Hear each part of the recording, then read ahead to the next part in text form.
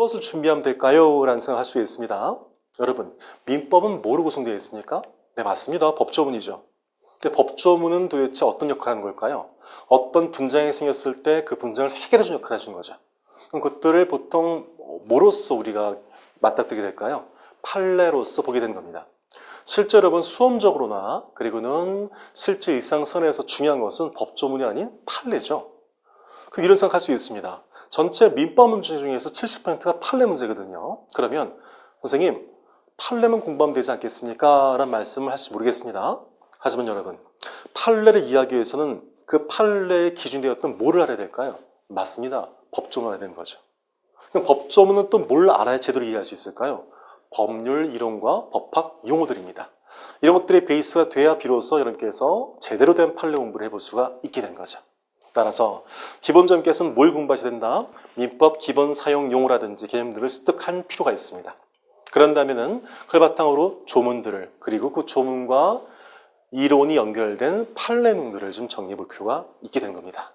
그런데요, 이 조문하더라도 전체 민법과 민사특별법 더하시면 근 1200개 넘는 조문이 있습니다. 그 전체 조문을 다 공부하느냐? 그렇지 않습니다. 이번 우리 합격 2시간 땅, 그렇죠? 하루 2시간만 공부하는 합격 땅에서는 보다 효율적으로 공부를 도와드리기 위해서 전체 조문 중에서 상당히 빈출되는 우선 200여의 조문들을 제가 끄집어낼 겁니다. 이 조문들은 거의 매년 출제된다 볼 수 있을 텐데요.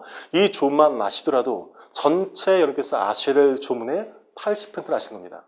이렇게 알려드릴 거고요. 판례도 마찬가지입니다. 수험적으로는 민법을 준비하기 위해서는 거의 2만 개 이상의 판례들이 필요합니다.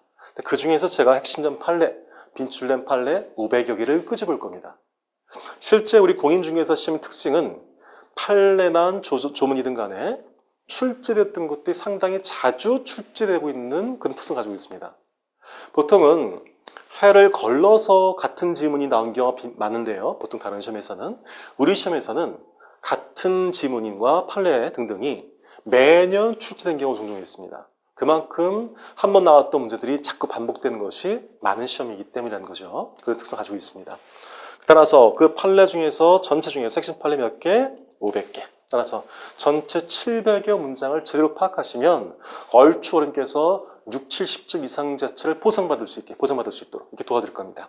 그런 다음에 뒤에 이어지는 모의고사라든지 판례 특강을 통해서 나머지 또 문제들을 해결할 수 있게 도움을 드려서 전체 한 70점 이상의 점수를 받을 수 있도록 도움을 드려볼까 해보겠습니다.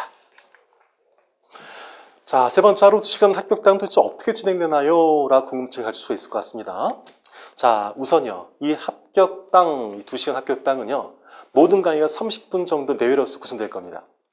보통 수험생들이 하루에 많은 시간 공부할 수는 없죠. 민법이란 상당히 방대한 과목도 역시 마찬가지입니다.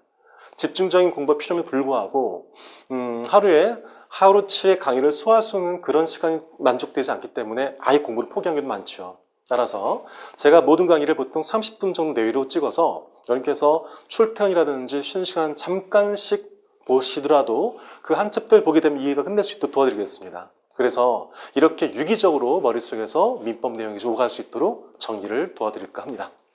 이렇게 반복적인 내용과 수험이 최적화된 방법을 통해서 여러분에게 합격이라는 결과가 도달할 수 있도록 노력해 보겠습니다. 자, 강의를 통해서 여러분과 다시 한번 인사를 드릴 텐데요. 네, 저와 함께 이 민법과 민사특별법이라는 여행을 해보시면서 좋은 결과가 여러분에게 또 이어지기를 또 간절히 기원해 보겠습니다.